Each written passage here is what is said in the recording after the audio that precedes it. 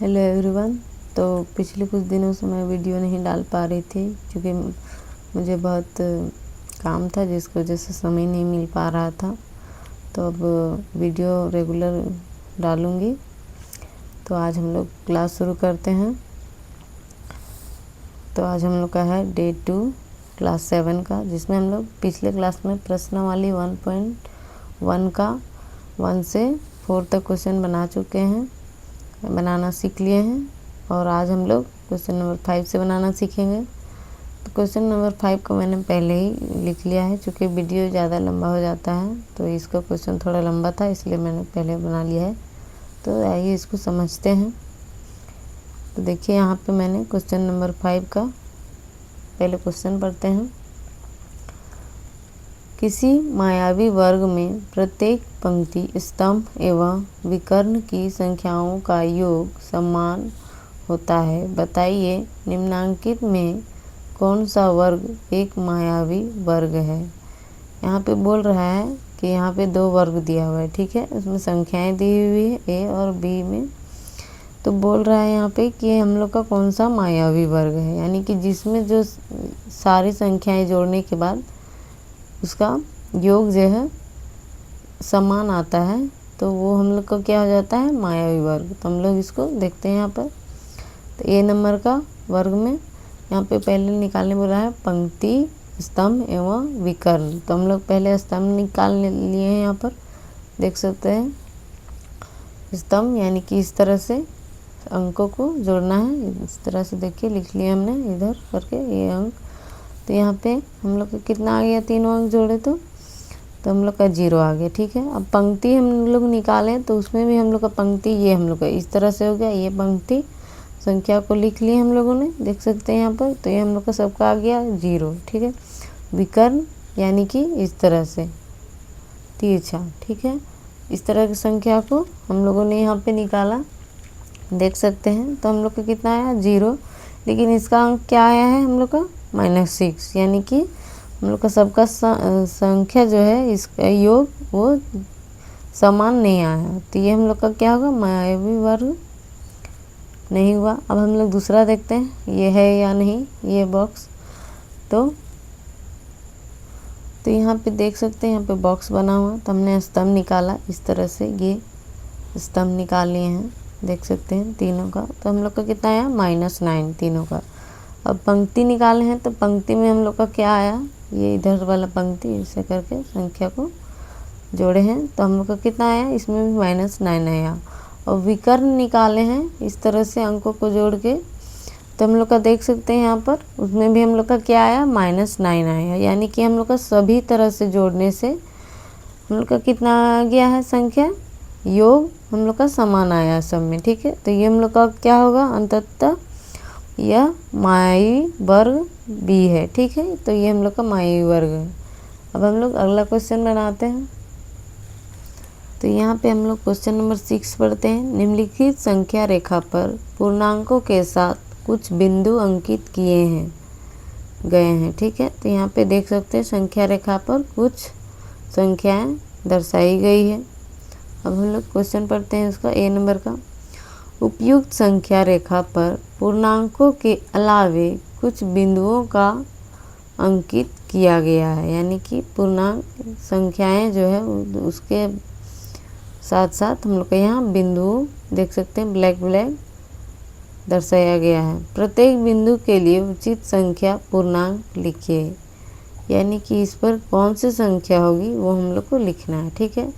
तो हम लोग यहाँ पे लिखते हैं इसको।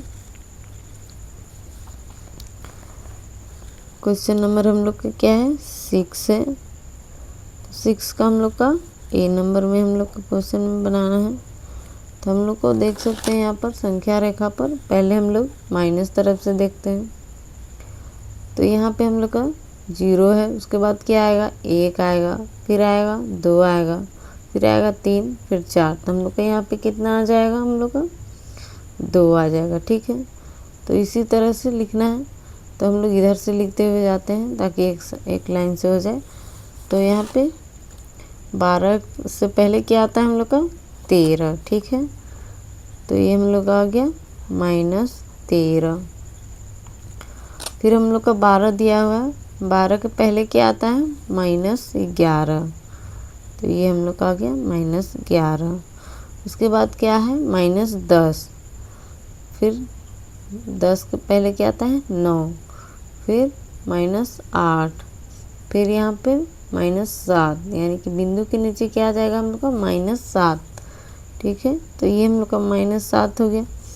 फिर एक डॉट है, तो यहाँ पे हम लोग का आ जाएगा 7 के पहले क्या आता है 6, फिर 6 के बाद पहले क्या आता है 5, तो हम लोग हो जाएगा यहाँ पे -5।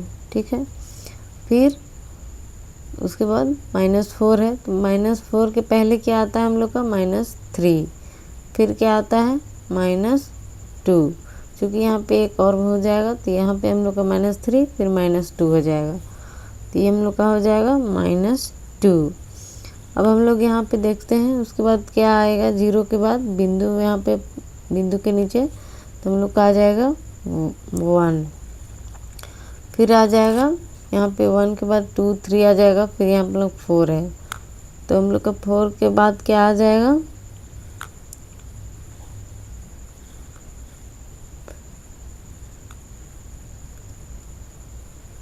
4 के बाद हम लोग का आ जाएगा 7, 6 यहाँ पे है, फिर यहाँ पे 7 आ जाएगा इस बिंदु, क्योंकि इस बिंदु पर 4 है। ठीक है, तो हम लोग आ जाएगा 7, फिर यहाँ पे 8 है, उसके बाद बिंदु के नीचे कुछ नहीं है, तो यहाँ पे हम लोग का क्या आ जाएगा 9।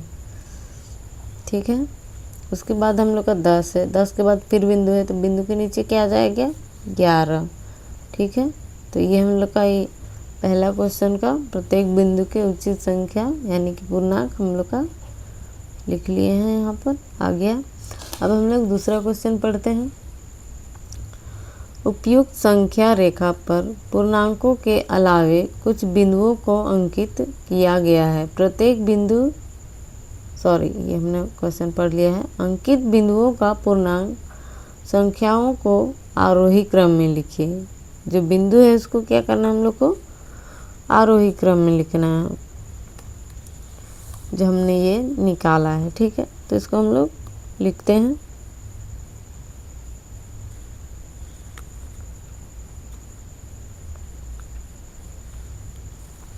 बी नंबर का आरोही क्रम में। ठीक है, तो यहाँ पे हम लोग लिखते हैं इसको आरोही मतलब होता है हम लोग का बढ़ते क्रम में। ठीक है, तो यहाँ पे -13 हो जाएगा, फिर उससे बड़ा क्या हो जाएगा -11, फिर उससे बड़ा हो जाएगा हम लोग का -7, उससे बड़ा हो जाएगा -5, उससे बड़ा हो जाएगा -2, उससे बड़ा हो जाएगा 1, फिर 4, फिर 7, फिर 9, फिर 11। ठीक है, तो ये हम लोग का आरोही क्रम हो गया। अब हम लोग का सी नंबर देखते हैं। अंकित बिंदु का पूर्णांक संख्या लिखकर आरोही क्रम में लिखिए, यानी ये अवरोही है। ठीक है, तो यानी कि अवरोही मतलब होता है हम लोग का घटते क्रम में लिखना है। ठीक है, तो इसको लिखते हैं हम लोग अवरोही क्रम में, तो ये हम लोग का हो जाएगा यानी कि घटते क्रम में। तो घटते क्रम में हम लोग का क्या हो जाएगा, सबसे पहले बड़ी संख्या लिखेंगे, फिर उधर छोटी संख्या लिखते जाएंगे। तो 11 हो जाएगा हम लोग का बड़ी संख्या, फिर 9, फिर 7, फिर 4, 1, -2, -5, फिर -7, -11, फिर -13। ठीक है, यानी कि 13, ये हम लोग का हो गया घटते क्रम में। अब हम लोग 7 नंबर देखते हैं क्वेश्चन। पूर्णांकों 8, -5, 3, 0, -7, -4 को आरोही क्रमबद्ध कीजिए। अपने उत्तर की जांच करने के लिए इन्हें एक संख्या रेखा पर अंकित कीजिए। यानी कि यहाँ पे संख्या दिया हुआ है उसको हम लोग को आरोही क्रम में लिखना है। ठीक है, फिर उसको जांच करने के लिए संख्या रेखा पर लिखना है कि वो आरोही क्रम में है या नहीं। Question number 7। ठीक है, तो पहले हम लोग संख्या लिख लेते हैं आरोही वाले क्रम में, आरोही क्रम। ठीक है, तो ये हम लोग का संख्या आरोही क्रम में यानी कि बढ़ते क्रम में। तो लिखते हैं हम लोग, पहले हम लोग का आ जाएगा -7 क्योंकि ये सबसे छोटा है, फिर -4, फिर आ जाएगा पहले आएगा -5, फिर -4, फिर आ जाएगा हम लोग का 0, 3, 8। ठीक है, ये हम लोग का आंसर हो गया। अब इसको जांचने के लिए संख्या रेखा बनाते हैं। ठीक है, संख्या रेखा, तो संख्या रेखा बनाने के लिए हम लोग को लाइन खींचना पड़ेगा इस तरह से। ये हम लोग का हो जाएगा संख्या रेखा।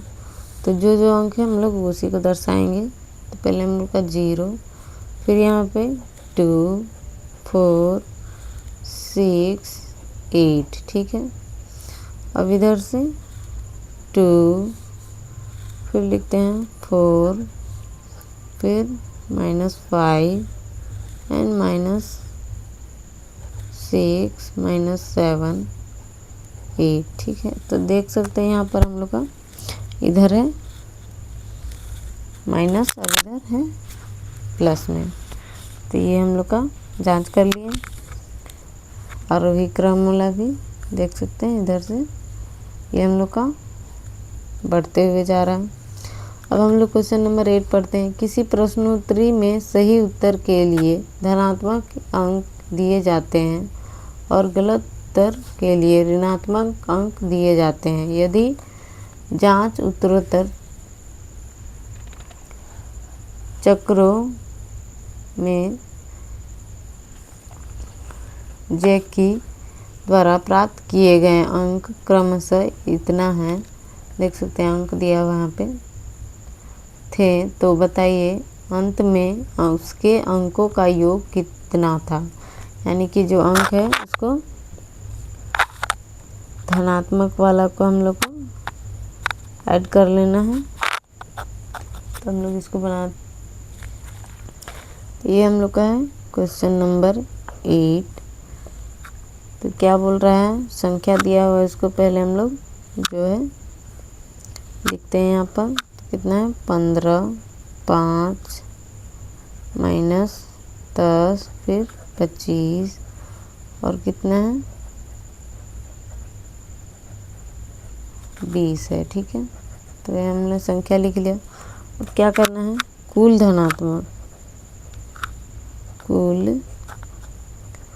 धनात्मक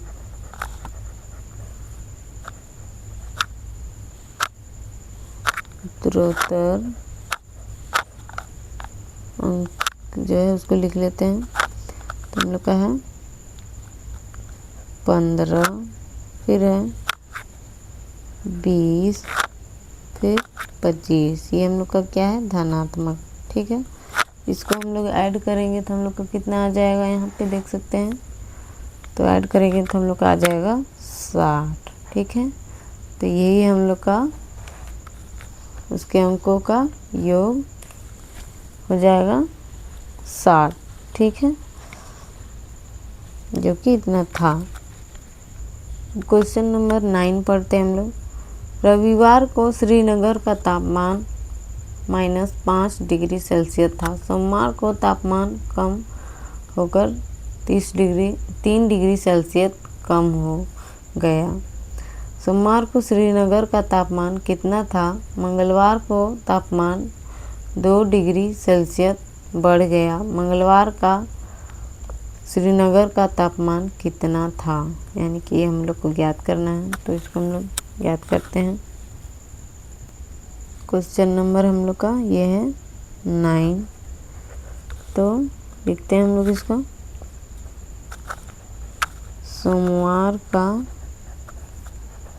तापमान था हम लोग का -5 डिग्री सेल्सियस। तो उसमें हम लोग माइनस करेंगे -3 डिग्री सेल्सियस। यहाँ पे है ना, कम हो गया तो उसको माइनस कर देंगे तो हम लोग का कितना आ जाएगा, -8 डिग्री सेल्सियस। ठीक है, तो ये हम लोग का सोमवार का तापमान आ गया। यहाँ बोला है ना हम लोग का सोमवार का श्रीनगर का तापमान कितना था, तो पहले का जो था उसको माइनस कर दिए तो ये आ गया सोमवार का। अब हम लोग इसमें क्या करेंगे, रविवार का तापमान निकालेंगे। ठीक है, तापमान तो रविवार वाला निकालने के लिए हम लोग क्या करना होगा, यहाँ पे देख सकते हैं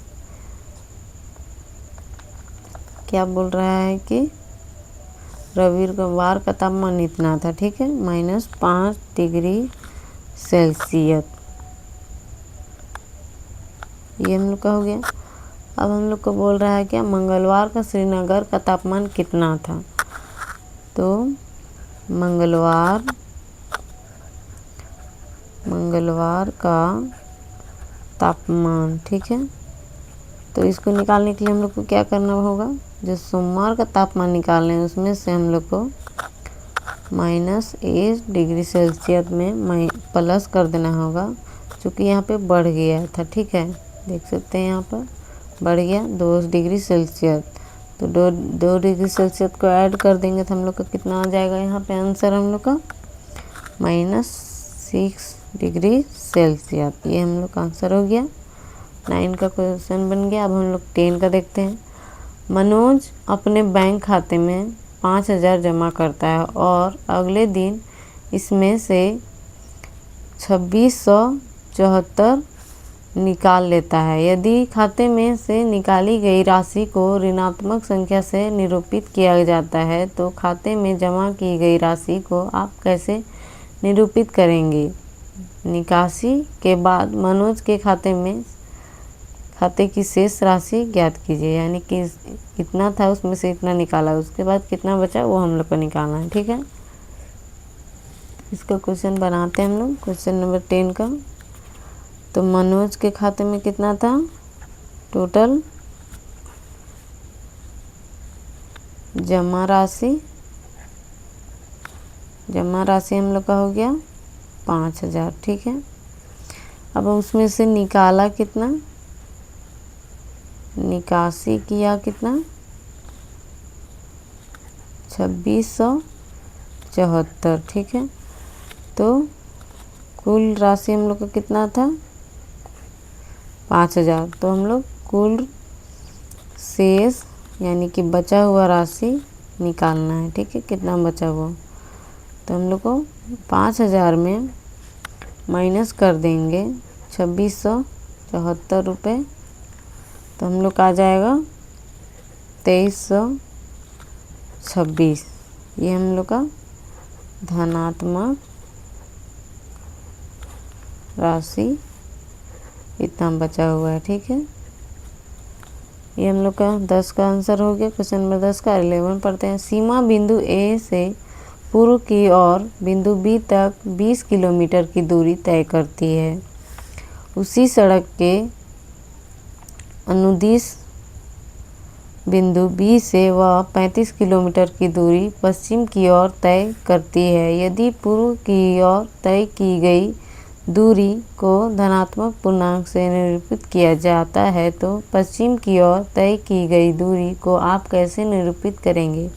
बिंदु ए से उसकी अंतिम स्थिति को किस पूर्णांक से निरूपित करेंगे। तो हम लोग इसको भी हल करते हैं। क्वेश्चन नंबर 11 क्या है कि बोलता है कि बिंदु ए से कितना चलती है, 20 किलोमीटर। ठीक है, बी तक पूर्व की ओर, और फिर वापस वो क्या करती है, बी से पीछे चली आती है पश्चिम की ओर, कितना, 35 किलोमीटर। ठीक है, तो इसका दूरी हम लोग को निकालना है कि वो एक्स्ट्रा कितना चलती है वो। तो इसके लिए हम लोग को क्या करना होगा, -35 प्लस 20, जो दिया हुआ राशि है उसको पहले निकाल लेंगे तो हम लोग का आ जाएगा 15। ठीक है, तो 35 में माइनस कर देंगे 20 तो हम लोग का आ जाएगा 15। ठीक है, तो ये बड़ी संख्या है तो इसका हम लोग का माइनस का चिन्ह आ जाएगा। तो ये हम लोग का क्या हो गया, -15। ये हम लोग का ऋणात्मक संख्या ज्ञात हुआ, वो पश्चिम की ओर 15 एक्स्ट्रा चली। ठीक है, ये हम लोग का आंसर आ गया। तो हमने 11 नंबर भी बना लिया। आई होप आप लोग को वीडियो अच्छा लगा हो तो लाइक कीजिएगा और शेयर भी कीजिएगा। धन्यवाद सभी को।